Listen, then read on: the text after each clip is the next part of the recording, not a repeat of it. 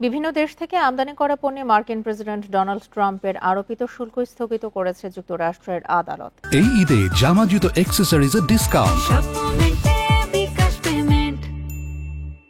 New ইয়র্কের আন্তর্জাতিক বাণিজ্য আদালত ট্রাম্পের শুল্কারোপ বিষয়ে বুধবার একটি আদেশ জারি করেছে। আদেশে বলা হয়েছে, বিভিন্ন দেশের ওপর পাল্টা শুল্ক আরোপ করে নিজের ক্ষমতার সীমা অতিক্রম করেছেন ট্রাম্প। আদালতের ৩ জন বিচারকের একটি প্যানেল আদেশে বলেন, মার্কিন সংবিধান অনুযায়ী বিভিন্ন দেশের সঙ্গে বাণিজ্য নিয়ন্ত্রণ করার বিশেষ ক্ষমতা কংগ্রেসের রয়েছে। যুক্তরাষ্ট্রের অর্থনীতি রক্ষায় প্রেসিডেন্টের জরুরি ক্ষমতা এই সাংবিধানিক ক্ষমতাকে বাতিল করতে পারে না।